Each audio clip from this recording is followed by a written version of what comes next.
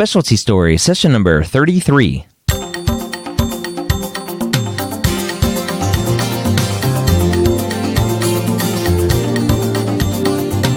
Whether you're a pre-med or a medical student, you've answered the calling to become a physician. Soon you'll have to start deciding what type of medicine you'll want to practice. This podcast will tell you the stories of specialists from every field to give you the information you need to make sure you make the most informed decision possible when it comes to choosing your specialty. Now, welcome to Specialty Stories Podcast. If this is your first time here, welcome. We're here to help you make an informed decision when it comes to choosing your specialty. A lot of medical students go through the process, end up at the time where they have to submit their rank list, and they have no clue what they want to do. It's a lot of stress, unneeded stress. So here at this podcast, I talk to the specialists that you can't get a hold of so you can understand what is out there for you. This podcast, this episode specifically, is a great one where I talk to my first pediatric specialist. I talked to Dr. Lauren Strauss, who's been in academic pediatric neurology for 3 years, specializing in headache. Now, she actually is also the residency program director at Wake Forest for pediatric neurology. So she's got a ton of great insight into the world of pediatric neurology and specifically headache medicine. So let's go ahead and dive right in. And I ask Dr. Strauss where her initial desires came about for following and practicing pediatric neurology and specifically headache medicine. I've had a very interesting route. I actually started in engineering, and I did a major at UPenn in bioengineering. I always knew I liked science and math, and my grandfather was an engineer. I didn't have any doctors in my family, so I decided to do engineering, and I thought bioengineering would offer me a big variety, and I loved my classes in bioengineering, but what I found that I loved the most is when we got to do projects that brought us over to the hospital and allowed us to interact with clinicians. So when I decided to do my senior engineering project, I had actually ended up in a neurology lab, and we did research related to vertigo, and it was just a very, very amazing opportunity. And I don't think I realized at that time that I wanted to do neurology, but I knew that I liked other things outside of engineering. And so I graduated in engineering, and I decided to take a year off. And looking into medicine as an option, I happened to work at a pediatric practice where it was my pediatrician that I grew up going to. And so they were very nice to let me work there for a summer, and that turned into a whole year. And I realized that I wanted to go to medical school to be a pediatrician. So it wasn't until I actually did a rotating month where it was a pediatric subspecialty month, but we could rotate through a lot of different specialties, and neurology happened to be one of them. And I just found myself looking things up and just really fascinated, but it still didn't hit me at that point after spending a few days in clinic with someone that was going to be what I was going to go into. And when I had to pick a full month in a specialty, and I knew I wanted to do peds, so options were like pediatric endocrine, pediatric pulmonology. Well, some of the ones that I had signed up for actually were filled, and they called and told me the only one left was pediatric neurology. And so I'm like, all right, I guess I'll do that. And my rotation ended up being at Mamani's Hospital in Brooklyn, and I worked with a well-known neurologist who was one of the first describers of me loss disorder. And so it was kind of the perfect opportunity mixed with meeting the right people at the right time. And in that month, I decided I was going to do the ambitious route of applying to pediatric neurology, which is a hard decision to do because nowadays a lot of the programs are combined, what we would call categorical. So you do your pediatrics and your neuro in the same location. And when I was going through it, there were still some where you could train at two separate places. So it was a very difficult process when it comes to applying. And when I talked to my medical school, which was NICOM, New York College of Osteopathic Medicine, they had never had anyone else go through their medical school who had done pediatric neurology. So it was very challenging, and I kind of decided to take the plunge, and very happy that I did so. And where I ended up doing my training was pediatrics in Long Island at a larger children's hospital, Long Island Jewish, which is now, it was Schneider's, and now it's Alexander Cohen's Children's Medical Center. And then I did my child neuro training at Boston Children's in Boston. And so I thought that, okay, I've already picked a specialty because I thought pediatric neurology seemed very specialized. But when I found out arriving into neurology, adult or pediatrics, pediatric neurology, that a lot of people will pick an interest within neurology and in academics, if you want to stay in academics, a lot of people will go on and subspecialize with the fellowship. And so I originally thought epilepsy because that is mostly what we will see in pediatric neurology. I would say the majority of our practice in peds neuro is developmental delay, epilepsy, and headache. And since I had an engineering background, I thought that it would be the best for me to go into engineering. I'm sorry, to go into epilepsy because of all the reading of EEGs relies on physics. And, I discovered about myself that I really love the patient interaction. And I love taking a history from a patient and kind of solving the puzzle, but I didn't love as much reading an EEG and sitting by myself, looking at EEG squiggles, and then reporting things and spending time doing that. So I thought it was really fascinating, but I couldn't see myself doing that for long periods of time. So headache a lot of people don't know that you can subspecialize in headache. Headache is a new emerging specialty. I was actually featured recently by the AN, and we are a UCNS fellowship. And so a lot of people who go into that field are adult headache specialists because that's been the paved route. It's much easier from the adult side.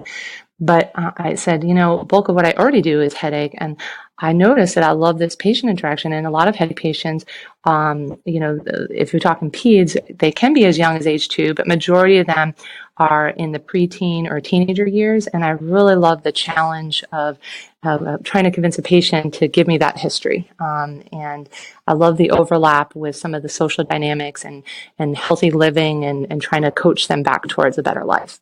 And I also like that a lot of headache patients tend to get better if you have the right tools in place. And that's very satisfying. So when I looked into it, I definitely looked at a lot of places and kind of explore, should I do headache? Are there other avenues? I looked into doing a pediatric pain fellowship. I looked into doing an adult pain fellowship, like an interventional pain fellowship. And I like procedures, but I realized I didn't like it to the extent that majority of my practice was going to be procedures. So that's where I settled in doing a headache fellowship, and I ended up doing a adult headache fellowship at the Brigham and Women's Hospital, which is the well-known Graham Headache Center, one of the first headache centers established in the country. And they had classically had adult headache fellows, but they were very interested that I was doing my child neurology training locally and interested in collaborating and training a future pediatric headache specialist. And so I love the field I'm in because, I feel that I'm somewhat of a pioneer. I knew that when I graduated fellowship, I wanted to have all the necessary tools because likely if I left Boston Children's or left the Boston programs, that I would be at a center where there probably is no other pediatric headache specialist. And right now I'm at Wake Forest and, I'm one of the few fellowship trained pediatric headache specialists in a several state region. So, I love that the knowledge that I have, I can use towards helping patients, but also I'm very involved in education, and involved in community efforts and streamlining protocols for the emergency room and educational materials for patients.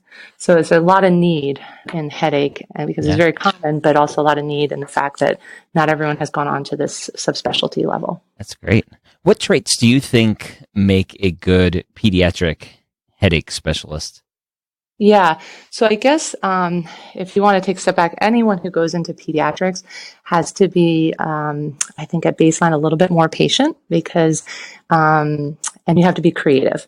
Not creative to the point that I'm not at home, drawing artwork and writing novels and creative on that side. But I think that you have to be able to adapt to new situations because when you're examining children or you're taking a history from a child or a family, you have to be able to change your practice or willing to go out of order. because child might not let you examine them at the beginning of the visit, but they may at the end of the visit. And you have to charm people and be able to use your communication skills to warm up the child or the parents to what you're trying to ask, but also what the plan is going to be. And you have to be a little bit of a salesman at times. And in headache, I think that takes those skills and basically brings it to the extreme, because you imagine the patients and their families are dealing with a situation where their child is very much in pain, and they don't necessarily know other families that are dealing with the same condition. And it can be very isolating and very anxiety producing, and it can be a huge struggle. And a lot of these patients, although they may not be on official disability, they can be very disabled by their condition and can look like other children, but they're dealing with special issues.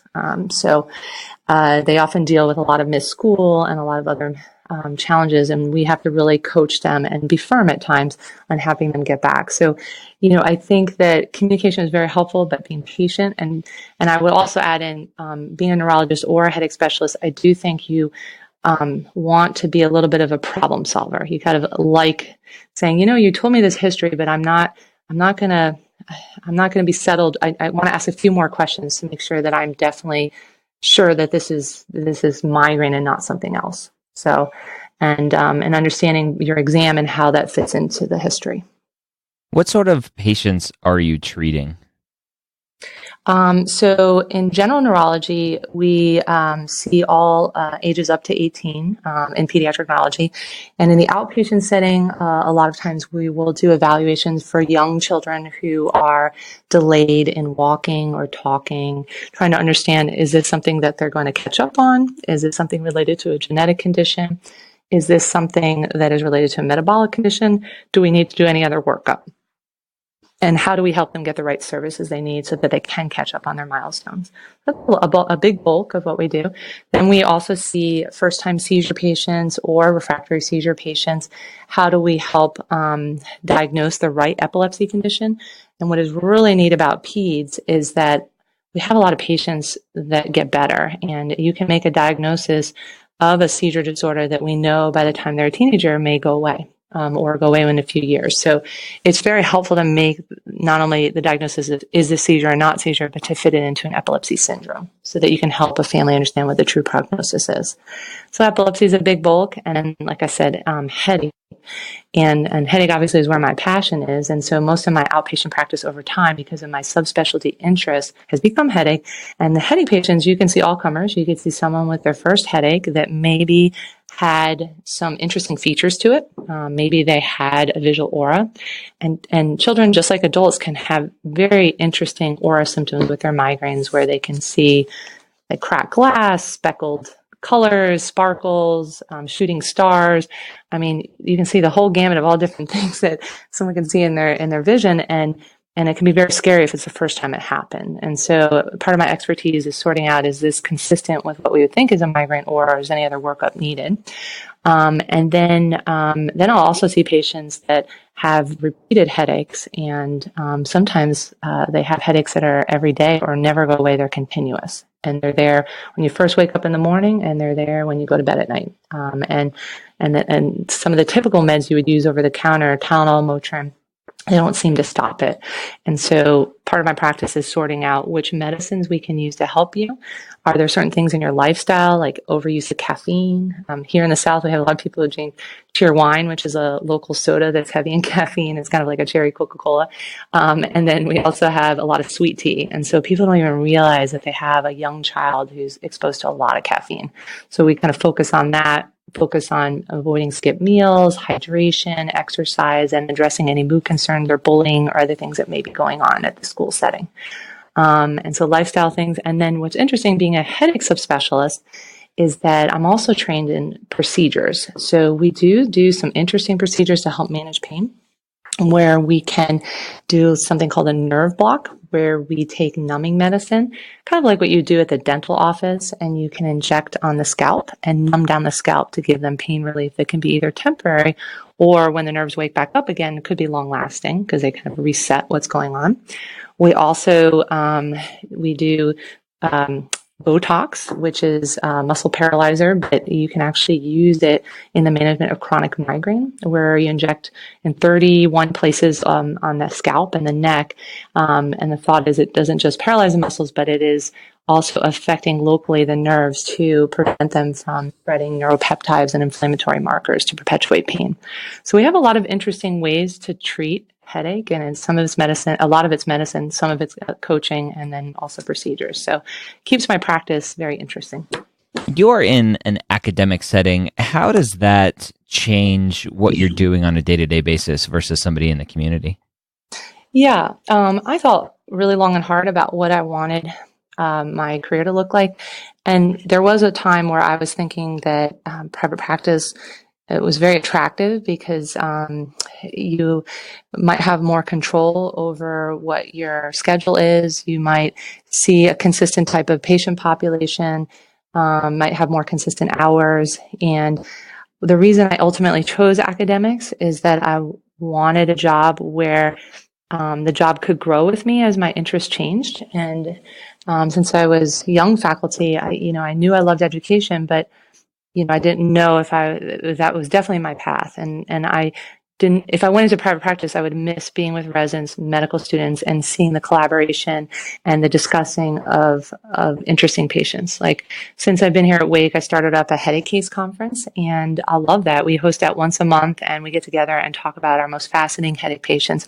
So not only can I get backup on the patients that I'm not sure if I'm doing the right thing or I need more guidance on, but then I also can hear from other providers. And I love that collaboration. I love learning all the time. I'm so glad I chose academics because I've gotten so passionate about education. I'm now our residency director for our Pediatric Neurology program. So now I'm helping design curriculum and make sure our block schedules look nice and really looking into ways to improve the education for our residents at all stages. So I love education. So I can't imagine now in this role going back into private practice because I just love that piece of it so much. And I think the other thing in academics is it allows you not only to change over time as now I'm getting more and more involved in education, but it allows you to be part of the inpatient side, but also the outpatient side. And so I love being in clinic, and that's the majority of what I do in headache management. But I love also occasionally being on inpatient service and seeing refractory epilepsy patients who come in status epilepticus, or managing a mystery case that we can't sort out that ends up with a brain infection. There's just so many interesting things that you can see on the inpatient side that by the time they see you in clinic, they've already been stabilized and there's no other ongoing concerns. And so I feel like I would miss being with the inpatient. So I think academic allows you to be varied.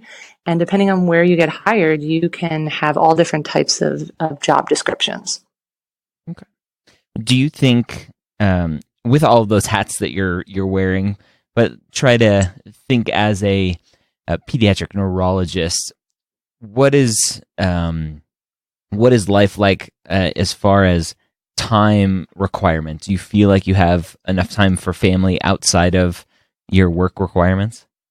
Yeah, no, that's a very important thing to look at, because especially if you choose a field, and they make a big push that it's important for women, but I think it's important for anyone when they're choosing their career, the work-life balance. And you never know what your home life is going to look like when you're making these big decisions. So having flexibility or knowing what kind of support you have from your family, I think is helpful. So for me, I knew that it was likely that I was going to possibly leave where my family lived, and so that I would be in an area, without necessarily extended support. I'd have friends, but not necessarily near where my family is. And I wanted to be in a place where I didn't have to work nights and weekends all the time. And so in pediatric neurology, I love the balance, because I generally work Monday through Friday, and I probably work one weekend every 6 weeks, where I'm not in-house for those calls. I work probably from 9 to 11 doing inpatient rounds, and then I go home, and then I answer pages from home on the weekends that I'm on.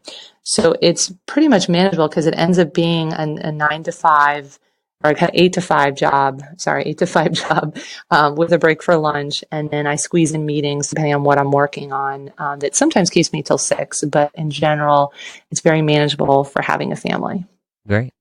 What does the residency path look like to get to where you are? You mentioned there have been some changes recently.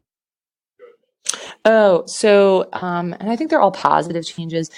Basically, a lot of programs have moved towards combining your match into, you would only apply once into both pediatrics and child neurology at the same hospital. So here at Wake Forest, you come for one interview. It may be a 2-day interview where you interview with the peds group, you interview with the child neurology group. But when they make a decision and you get your match result, it's at one program. And I did my training at 2 separate places, which has its benefits to learning all these different hospital systems. But it's really nice to spend, it's 5 years, 2 years in pediatrics, 3 years in your child neurology time, to spend all 5 years in one place. It really just makes it nice. You build connections a lot easier, and you spend less time worrying about computer systems and who's the right secretary to talk to about this, or where's the cafeteria located, and you spend more time on focusing on learning as you transition from peds to child neuro. And what is different about our field is you'll spend 2 years purely in pediatrics, and then when you transition over to child neurology, the first year, although you're technically a child neurology resident, you will spend a bulk of that first year actually in adult neurology training, where you are treated just like another adult neuro resident. And so it's a hard transition to go from general pediatrics and getting, get at the cusp of being their senior resident. And then all of a sudden going back and being with patients that are adult patients who may have internal medicine problems, but you are managing neurology conditions like stroke and seizures. And some of it overlaps in pediatrics and some of it doesn't always. So it's a little bit hard that 1 year. And programs do approach that problem differently. Sometimes you're completely that first year, you're on the adult side. Our program has decided to break it up a little bit. So you have some come into your second year. And we have made it so that our pediatric neurology residents do not do in-house call on the adult neuro side. But, you have to be careful when you choose programs that it's a match for your personality and what you're hoping to go into for your career. How competitive is PD neuro? Pediatric neurology is it depends on where you want to practice. I guess that's what I would say. Some of the programs, and the top 5 programs, they tend to be larger programs, but they're based at some of the major cities. And so several of those programs can be very competitive if you had your heart set on one of those programs. But in general, pediatric neurology, every year will have a few spots that are unmatched across the country. So relative to some other specialty fields, it's less competitive, and compared to adult neurology is less competitive. And then the training for the fellowship training for headache, how many years is that? That is typically a 1-year fellowship. There were some programs, I know I interviewed at one at UCSF where they could offer a 2-year program, and it depends on what your research interests are.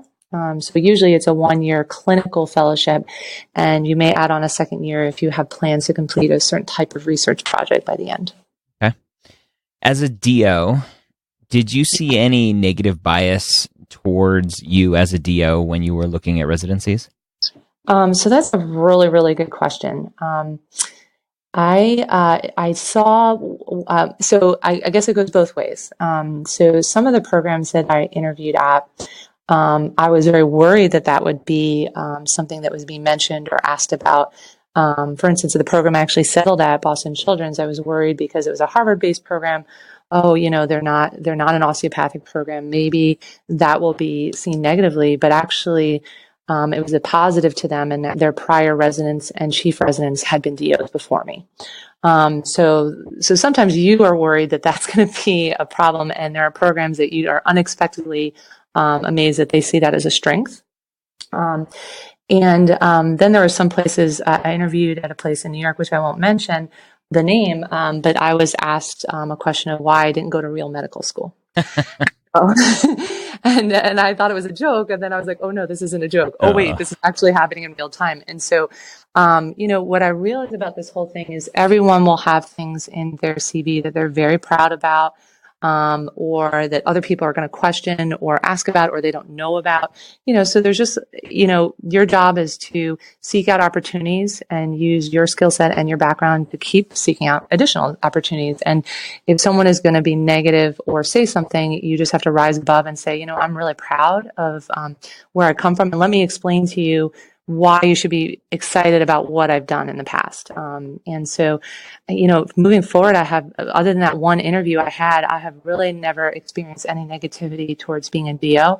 And I find it's a huge strength in my clinical practice because, I do practice some OMM, which is our osteopathic manipulative medicine, or OMT, or osteopathic manipulative treatments. I do use it on the head and neck in some of my headache patients, which I really appreciate the hands-on approach.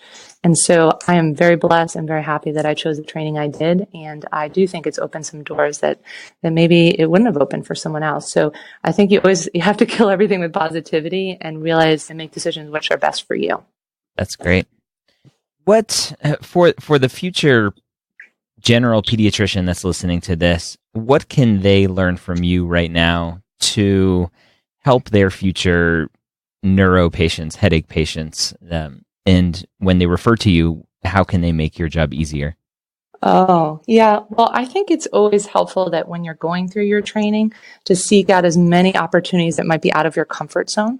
It's fascinating because I look back at some of my experiences I've had as a medical student or as a resident where I interacted on things that I certainly don't deal with on the daily basis, but even like an OBGYN rotation, right? And I'm so glad that I showed interest during that rotation and gained as much as I could, because you never know when that knowledge is going to come back into play and be helpful for that one particular patient.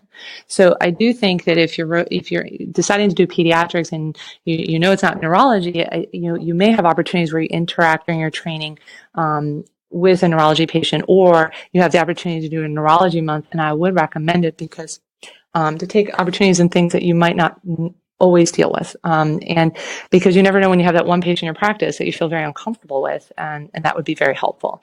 So, that's definitely an opportunity that not everyone takes up that I think would be highly recommended. And then I think the big thing is, if you are really worried about a patient, I think it would be helpful to understand either from the records or if you call the neurologist, is to say why you're so worried. And sometimes we're not always using the same language, because it may be like, the way I describe my exam, maybe the way a neurologist describes the exam, and a pediatrician saying, well, I just see this on the exam and I didn't know that was abnormal, but let me describe to you what I'm seeing. I think if you're ever concerned, it's always better to just call and directly talk to someone, but even just documenting like, why am I worried? And what have I already discussed with the patient, is helpful. What specialties do you work the closest with? So in neurology, in pediatric neurology, we work closely with general pediatrics, and that's on the inpatient setting and the outpatient setting. So like hospitalists versus general pediatricians in the community. And we also work closely with neurosurgery. And some of that's related to epilepsy patients sometimes end up with surgery for the lesions that are causing their seizures, or patients who have brain tumors, or patients who have increased pressure in the brain, hydrocephalus. They're managed sometimes with shunts or procedures. So we do work closely with neurosurgery. And then I'm trying to think if there's anything different on And then the other field that I work closely with in peds neuro, and I would say especially in headache, is neuroradiology. Because we order a lot of brain MRIs, and it's very helpful to have a interaction to understand beyond the report, how did you decide this, and how did you report this, but also like, what do you think? And this is what I'm thinking. This is the clinical picture. This is what I thought these image findings meant for my patient. And do you think I should re-image? And the neuroradiologist can be very helpful. So I spend a lot of time going to the neuroradiologist's reading room to get advice. What do you wish you knew going into peds neuro and peds headache that you know now? Yeah, I would say that a lot of people don't realize, and I particularly did not realize, is that we may have I think, a great work-life balance, and we're not necessarily in-house working in the hospital 24 hours a day. But I do notice that that I think our pay is less comparative to other colleagues that are pediatric subspecialized. Or if you compare what we do compared to adult colleagues, we are paid less in pediatrics. Interesting. Why do you think that is? I'm not an expert on this, but I think it relates back to the compensation that either insurance or Medicaid provides per patient compared to the adult counterpart.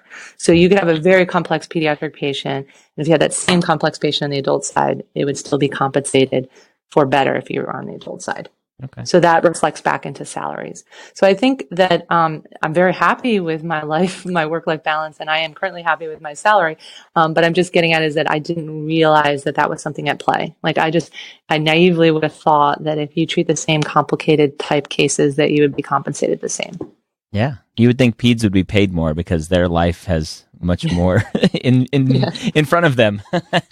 Diminishing return over time. Yeah. But it's not asking to be paid more, but I think that I was surprised that we're not paid around the same, or that each patient is compensated about the same. So that reflects into resources, right? So, you're very lucky in academics if you're at a children's hospital that has a lot of, layered with different administrative support and fundraises and does things. But, it just makes resources a little bit harder to support if the patients themselves are not compensated as well for it. And it's not about compensation, but it can sometimes affect social workers and other things that are important to running a clinic. So, what do you like the most about being a pediatric headache specialist? Well, my favorite thing is when patients get better. So I love when a patient comes back and, you read through the chart to prep yourself what you're about to encounter when you go in the room. You're like, oh, okay, what medicine changes did I make? And, their headaches were daily before and they're missing all the school, or their family was very worried, or they were anxious or depressed, or something was going on. And then I walk in the room and they're like, hey, we're so excited to see you. We're doing really well. And I said, when's the last headache? I can't remember. And when you hear something like it, not that you can cure everyone, but when you hear that someone's life was upside down and now they're back on course and they're really excited and the family can finally take a breath and relax, and instead of being in that, extreme caretaker role, can finally just be like, we're going to enjoy life as a family. That is really rewarding. And to think that they came back to the visit just to tell you that they're doing well, is a big deal. What do you like the least? What do I like the least? Well, I think that sometimes, if you're talking about pain patients, sometimes I get frustrated when I have a patient who, I guess I'm trying to help them and they can't see the path out. And I find that when you have visits where you're saying, if you just would cut caffeine out, or you would just, I think you'd do better if you didn't sleep just 4 hours a night, and you can't control someone's life at home, and you can't motivate them to do the changes sometimes that seem obvious to everyone. You don't need a specialty training to point some of these things out. And when they can't accomplish them, or even some of them, that can be very disappointing. If you had to do it all over again, would you still be a headache doc for pediatric patients? It's very interesting. So we always joke around like, what would be your exit career, or what would you do differently? And I get asked, obviously, because I'm training a lot of medical students and residents, and I even have people shadow from high school and college, like, would you do this again? And it's just really hard to imagine what else that other career would be, or what else I would be so excited about. And I really do love it. And I think that there are times that anyone in any job can feel that they have a frustrating day or a frustrating interaction with someone. And that doesn't always have to be a patient. That could be a staff or, colleague or something. But in the end, I find what I do really fascinating. I feel like I'm always learning. I get to interact with people at my hospital level, learners, but also nationally. I go to conferences and I interact with people. And our community is very small in pediatric neurology, and it's even smaller in pediatric headache or even headache. And so, in a few short years from my training, I feel like I know so many people. And so these opportunities are just very, very rewarding. Yeah. And so I don't know what that other field would look like. And, I have a lot of friends. I have, my husband's in finance. I have friends in other fields, and I always want to hear what they're doing and what it's like. And in the end, I'm just like, I get to do something really cool every day, and I get to be part of someone else's life and get a snapshot. Like, I'm like someone else's family member at these visits. And I don't think you get that kind of rewarding, intense experience in other jobs as much. So I don't know what it would be if I changed, but I would definitely choose it all over again. Nice. As we wrap up, for somebody listening who might be interested in pediatric neuro, might be interested in headache, what would you recommend they do, especially with your current role as a PD neuro residency director? What would you recommend that the student do to explore the field and do to be competitive as they apply for residency? Oh, okay. Well, I think it's the same no matter what fields you're looking in. I think it's always about reaching out to areas that you're thinking about, and then finding out what opportunities that are available. And that could be spending time with someone in clinic, spending time with someone in the operating room, or on the inpatient side, or spending time on a research project where you get to learn a lot about a certain fascinating disorder that needs improvement on, or there's some new discovery that they're working on. So I think that don't be afraid to reach out to people. I think especially when you're in a training environment and there are, we're in the world of academics, that everyone is excited when we have someone reach out to us. We may not always know how we're going to help you, depending on what your interests are, but I think that everyone's excited to receive these emails, and it's what keeps us loving our job so much, because when you see someone young and enthusiastic and looking at your job or looking at what you do and say, oh my goodness, I'm very interested, it's contagious. And so I think that's, it's very important for us to be involved in that process. And so don't be afraid to reach out and just introduce yourself, say who you are, maybe attach your resume so you understand a little bit more of what your background and what you're hoping to do or look into. And you can be very honest, say, I don't know if neurology is for me, or I don't know if pediatric neurology is for me, but I was loving to, if I'd love to schedule time with you to learn more of what you do, or if I could spend time with you in a clinic at one afternoon just to see, I would love that experience. All right, so there you have it. Again, that was Dr. Laura Strauss, pediatric neurologist specializing in headache medicine, also the residency program director at Wake Forest for pediatric neurology. And I hope you caught that, a DO at a large academic medical center for an allopathic residency program. The DO, MD stigma is going away. It's going away. So hopefully you hear that and understand that being a DO is not holding you back. So, little side note there, not something I typically talk about on this podcast, but I just wanted to highlight that if you're listening to this as a DO student and thinking there are things that you can't do, that is self-limiting beliefs that you don't need. So anyway, thank you, Dr. Strauss, for sharing your thoughts on pediatric neurology and being a headache specialist for pediatric patients. If you are in the Wake Forest area, in that triad of medical hospitals and all of the universities there, and are looking at pediatric neurology, as Dr. Strauss mentioned, go reach out and see if there's an opportunity to shadow her or shadow somebody else in the program in that department. I hope this episode was a good episode for you to educate you a little bit more on pediatric neurology and specifically headache medicine. This is exactly why I do this podcast. So 2 weeks ago, we did adult headache medicine, and this week we did pediatric headache medicine. So now you can start seeing some differences. If you were thinking about headache, adults versus kids, now you can go and listen to those 2 episodes and compare and contrast. If you have any ideas for specialists that you would like me to talk to, just shoot me an email, ryan@medicalschoolhq.net. I would love any referrals to any physicians that you know, whether it's your parent or brother or sister or friend, whoever that may be. I'm always looking for somebody who's out of their training, somebody that's been out in practice for a little bit that can talk about the field. I hope you have a great week. Next week, I have a great episode where I talk to an adult community-based gastroenterologist who is a interventional endoscopist. Join us next week here at the Specialty Stories podcast and Med Ed Media.